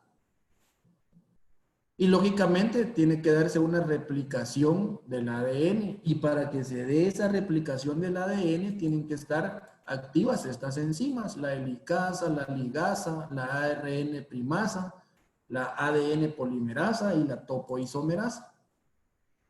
Si se da la replicación, va a haber división celular. Y si hay división celular, va a haber crecimiento, que es lo que todos andamos buscando. O sea, para que haya crecimiento tiene que haber división celular. Y la división celular implica de que cada célula tiene que llevar la información genética. O sea, tiene que llevar una copia de la información genética. Y para ello tenemos que tener activa la síntesis de ADN, la replicación de ADN, y lógicamente tenemos que tener activo nuestro ciclo de las pentosas de fosfato. Entonces, si hay crecimiento, también tenemos la necesidad de otros compuestos que son las poliaminas, que son sintetizados a través de un grupo de azufre adenosilmetionina descarboxilado. Vuelve a tener otra vez actividad la adenina. Ahora miremos el ARN. El ARN es una copia de trabajo del ADN. O sea, si yo necesito expresar un gen del ADN o las condiciones climáticas demandan de la expresión de un gen, va a venir un ARN, va a copiar la información del ADN y se la va a llevar a un lugar de la célula, a un organelo de la célula que se llama ribosoma, y ahí se va a sintetizar la proteína para que se exprese el gen. Pero algo que es muy importante y que hemos pasado desapercibido es de que nosotros dentro de la planta tenemos tres tipos de ADN, o sea, tenemos tres genomas. Tenemos el genoma del núcleo, tenemos el genoma de los cloroplastos, porque los cloroplastos también tienen su propio genoma. O sea, los cloroplastos también producen sus propias proteínas para expresar sus propios genes. Existen genes del mesófilo, como lo vimos anteriormente, y existen genes de la vaina. Y estos tienen que estar activos, tienen que estar listos para poder expresarse a través de sus proteínas. Y también el mitocondrias tiene un genoma diferente al del núcleo, que se da un intercambio del núcleo hacia el cloroplasto y del núcleo hacia el mitocondrias. Eso es correcto, ¿sí? Pero es vital que nosotros tengamos activas todas nuestras rutas de síntesis de ADN y de ARN, porque si no, ¿cómo van a estar funcionando bien las mitocondrias y los cloroplastos? Bueno, continuemos. Este ARN va a transcribir o va a copiar la información del ADN, pero para eso tienen que haber otro grupo de proteínas, los factores de transcripción, el sitio promotor, la caja TATA, las proteínas activadoras, la ARN polimerasa 2, que es la enzima que va a hacer, que va a mover en un alto porcentaje la transcripción. Y para eso, pues lógicamente vamos a tener que contar con la síntesis de un ARN mensajero. Pero miren la importancia acá.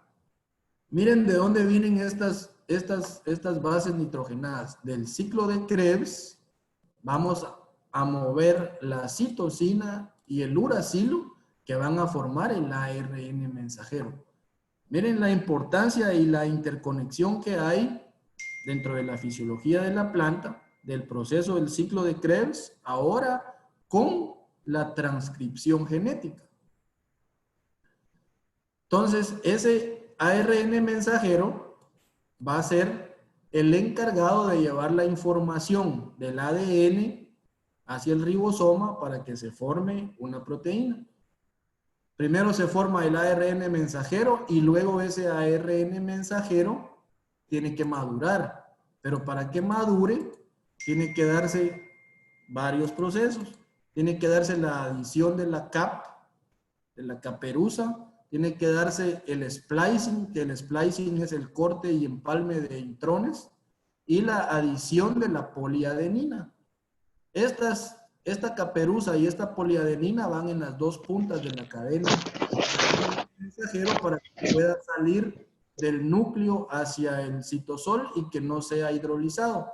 Y el splicing, que el splicing es otro grupo de proteínas, que es un grupo de proteínas de la U1 a la U10, que es el encargado de hacer el corte y empalme de los intrones y los exones, para que ese ARN mensajero llegue y pueda llevar el mensaje para formar la proteína. También existen otro tipo de ARNs que son los microARNs que tienen vital importancia en, como dice acá, algunas formas, algunos de los primeros roles funcionales de las microARNs en plantas fueron determinados a partir de los estudios foliares. O sea, las microARNs van a determinar el tamaño, la forma de las hojas. Y eso va de la mano. Si yo tengo un área foliar más grande, lógicamente voy a poder fijar más CO2. ¿Se recuerdan que hablamos de 80 miligramos de CO2 por decímetro cuadrado de área foliar? Y también los microARN tienen implicaciones en el desarrollo de la raíz. Yo hice un ensayo en donde traté de estimular la síntesis de ARN y acá están los resultados. Este fue un suelo que era deficiente de ciertos nutrientes, en donde no se estaban haciendo bien la síntesis de ARN. Acá se hizo una aplicación foliar y acá se hizo una aplicación al suelo. O sea, podemos ver cómo esos nutrientes afectaron la síntesis de ARN y podemos ver aquí el mayor número de raíces blancas y que un sistema radicular más desarrollado comparado contra el testículo. Pero volviendo a nuestro camino hacia la producción de sacarosa y hacia la producción de proteínas, entramos a lo que es la traducción. O sea, la traducción, primero tenemos la transcripción y luego la traducción. La traducción es prácticamente unir la información de la secuencia de aminoácidos que trae el ARN mensajero y convertirlo en una proteína. Por acá tengo unos videos que son bastante ilustrativos de la transcripción. Vamos a ver si nos deja esta cuestión que los miremos. Los vamos a observar así rapidito. ARN y el ARN fabrica proteína. Aquí comienza el proceso. Los factores de transcripción se ensamblan en una región promotora específica a lo largo del ADN. La sección de ADN que sigue al promotor es un gen y contiene la receta para hacer una proteína. Un complejo de proteínas mediadoras llega junto con la enzima ARN polimerasa. Este complejo ubica la ARN polimerasa en su lugar La inserta con ayuda de otros factores entre las cadenas de la doble hélice de ADN. El conjunto de todos estos factores se conoce como complejo de iniciación de la transcripción. Y ahora está listo para ser activado. El complejo de iniciación requiere contacto con proteínas activadoras que se unen a secuencias específicas de ADN conocidas como regiones intensificadoras. Estas regiones pueden estar a una distancia de miles de pares de bases del inicio del gen. El contacto entre las proteínas activadoras y el complejo de iniciación activa el mecanismo de copiado. La ARN polimerasa va desenrollando una pequeña parte de la hélice de ADN para exponer las bases de cada cadena. Solo se copia una de las cadenas. La otra cadena funciona como molde para la síntesis de la molécula de ARN, la cual se forma uniendo una subunidad tras otra, usando el código de letras de la cadena de ADN molde. Aquí se pueden ver las subunidades de ARN ingresando por el orificio de entrada de la enzima. Estas subunidades se unen para formar la larga cadena de ARN mensajero que se observa en la parte superior. Bueno, yo creo que ya el tiempo nos está premiando un poco. Vamos a continuar. La traducción, como les decía, pues es la unión de los aminoácidos para formar la proteína.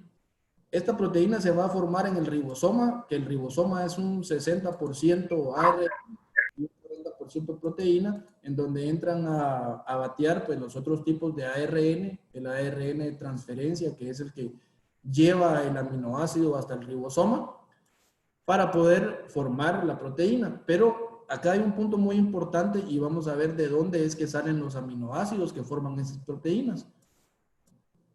Existen 6 familias. La primera familia es la familia del piruvato. La otra familia proviene del ciclo de Krebs, del ácido oxalacético. Hay otra segunda familia del ciclo de Krebs, del alfa-cetoglutarato. La otra familia proviene del ciclo de Calvin. Y ahí están los aminoácidos. La otra familia proviene de la ribosa. Ahí van 5. Y la otra proviene del ciclo del Shikimato. Pero vamos ilustrativamente, vamos a traer esos aminoácidos hasta acá porque es donde tienen que estar disponibles para que se pueda producir la proteína. Pero vital que nosotros tengamos activos esos ciclos fisiológicos, no solo por lo que ya habíamos visto, sino que porque también de ellos salen los aminoácidos para formar las proteínas.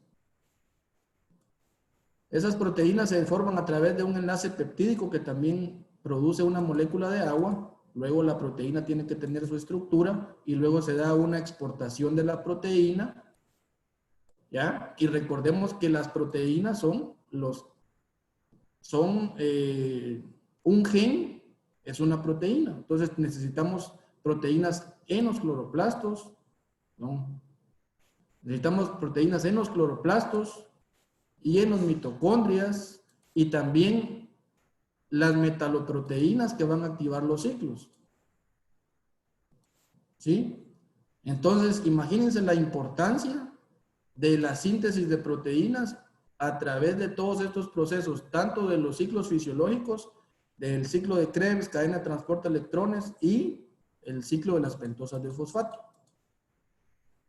Miremos ahora la ruta del Shikimato, que esta tiene como fin esencial formar corismato y aminoácidos aromáticos para que se den los terpenoides y que de aquí salgan todas las defensas para el estrés biótico y abiótico. A través de los aminoácidos aromáticos, que siempre van a servir para la síntesis proteica, y poder así lograr la expresión genética de nuestras variedades. Si nosotros logramos hacer eso, vamos a tener una expresión genética adecuada, vamos a sintetizar sacarosa y vamos a proteger a la planta contra el estrés biótico y abiótico. Y como ganancia, digamos que vamos a tener moléculas de agua endógenas que van a poder mejorar nuestro potencial osmótico. Al final, si nosotros tenemos activas todas las enzimas que son metaloproteínas de algún micronutriente, vamos a tener una síntesis adecuada de sacarosa, un potencial osmótico adecuado, la actividad de esas enzimas, defensas contra el estrés y la síntesis proteica. Entonces, con eso concluyo. Yo creo que me extendí un poquito del tiempo ahí que me habían dado, pero el tema es muy amplio y espero haber cumplido con sus expectativas. Fue un gusto compartir parte de la experiencia y espero que les sirva.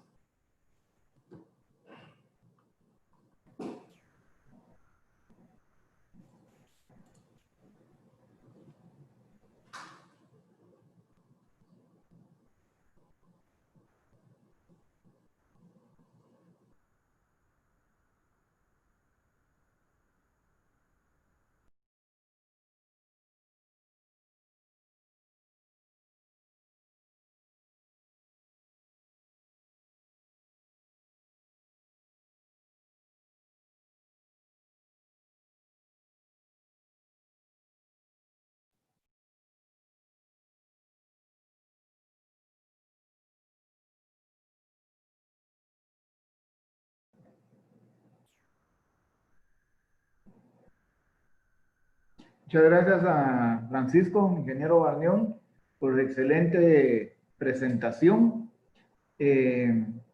Muchas gracias a nuestros patrocinadores, Bayer, Disagro, Enlaza, Semiagro, Adama, Foragro, Stoller, UPL. Entramos a la fase de preguntas. No sé si el ingeniero Video está por ahí. Sí, Fernando, ¿me escuchas? Sí. Tenemos una pregunta para tu persona, Ovidio. Dice, ¿qué influencia puede tener las erupciones volcánicas y su efecto en los suelos cañeros de Guatemala?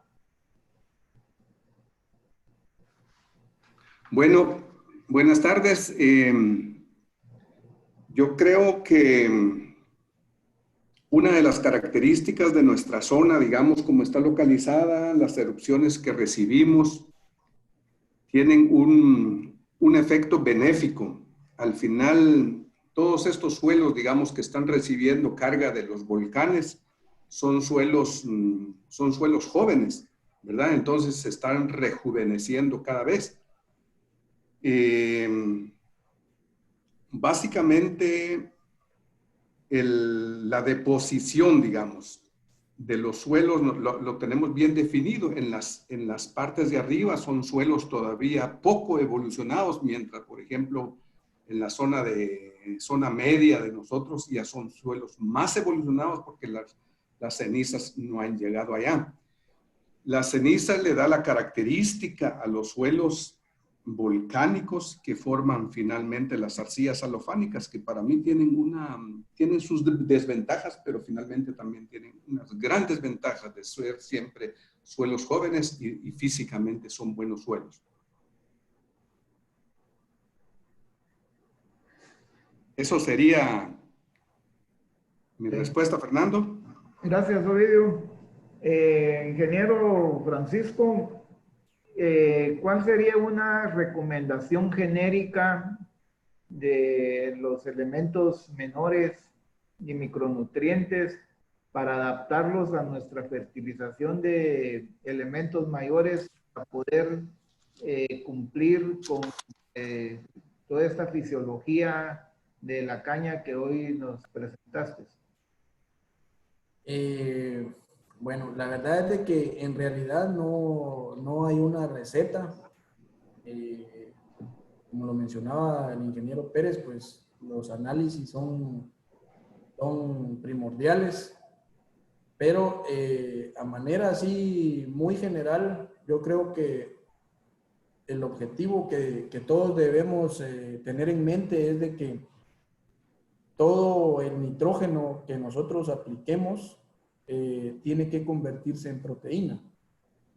y tiene que convertirse en proteína para poder cumplir con todos esos ciclos fisiológicos. Lógicamente, esos ciclos fisiológicos, como lo vimos en la presentación, están determinados a la disponibilidad de los micronutrientes que actúan en cada uno de ellos para tener activas las enzimas que van a hacer posible que esos ciclos se lleven a cabo. Pero, por ejemplo, si nosotros tenemos una fertilización únicamente con elementos mayores, muy seguramente después de 5, 10, 15 años de estar produciendo caña de azúcar y únicamente estar devolviendo macronutrientes, todos esos micronutrientes ya no van a estar cumpliendo con su función de activar esas enzimas de cada ciclo y los resultados pues no van a ser los que nosotros esperamos. Una receta en realidad pues no se puede dar de que se aplique zinc, que se aplique cobre, que se aplique hierro, porque en realidad cada lote, cada finca, cada sector va a tener diferentes necesidades. Muchas gracias. Gracias por tu respuesta, Francisco. Preguntan, Ovidio, la eficiencia de las diferentes fuentes de fertilizantes nitrogenados. ¿Nos puedes ampliar en eso, Ovidio? De la eficiencia de las diferentes fuentes de fertilizantes nitrogenados. Ok, muy bien. Si digamos todas las fuentes son aplicadas como debe de ser, en el pH correcto, en la forma correcta y digamos manejados de la buena manera, la eficiencia normalmente no debería de haber mucha diferencia por ser un cultivo extensivo, digamos, que las aplicaciones que hacemos a los 30 días. El cultivo dura 8 o 9 meses de estar absorbiendo. En la dinámica del suelo, toda fuente, todo amonio se va a convertir a nitrato, ¿verdad? Eso es un camino, cual fuera la fuente que vamos a utilizar. Entonces, no es como un cultivo de invernadero, un cultivo muy intensivo, en donde entonces ya la fuente y la eficiencia va a ser muy diferente. Hay que tener algunos cuidados, por ejemplo, urea, aplicaciones superficiales, pues son baja la eficiencia. Se ha comprobado, por ejemplo, que podemos perder 30, 40% de lo aplicado si lo dejamos arriba, y si el pH es alto, entonces es por un mal manejo. Pero si enterramos la urea, digamos, como debe de ser, pues las eficiencias no debieran de variar entre las fuentes.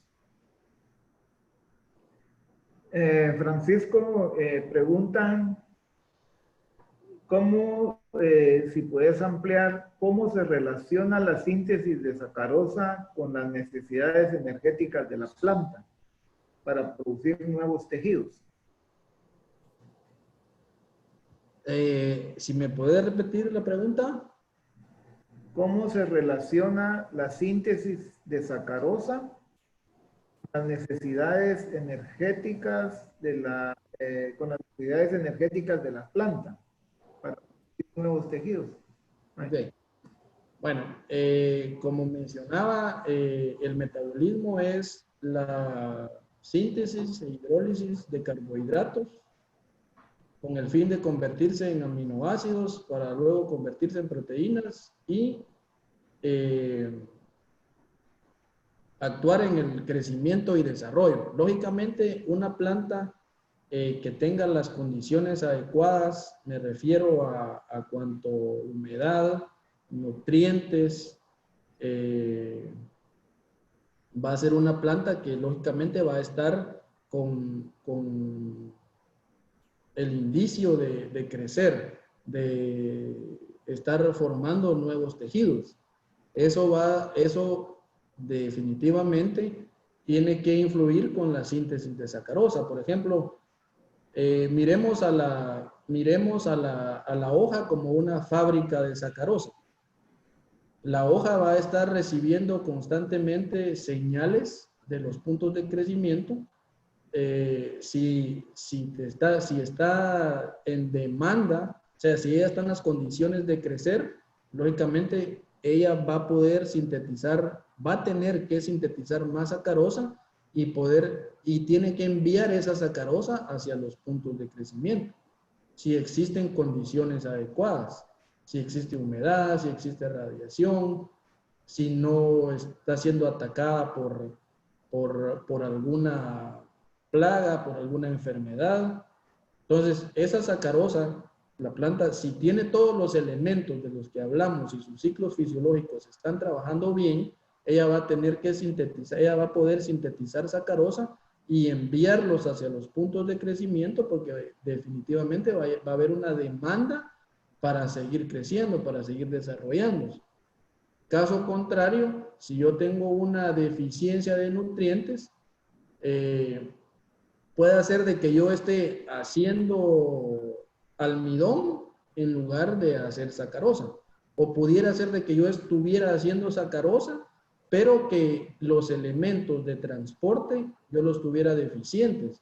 Y entonces va a haber una acumulación de sacarosa en la hoja y la planta va a decir ya no hagamos sacarosa, hagamos almidón porque ya me saturé y ya no puedo mandar la sacarosa para los puntos de crecimiento. O sea, la síntesis de sacarosa va a estar determinada directamente por la disponibilidad de movimiento y por la demanda que tengan los meristemos, tanto meristemo apical como meristemo radicular, en función de las condiciones, en función del manejo que yo le esté dando a ese cañal. No sé si contesto la pregunta.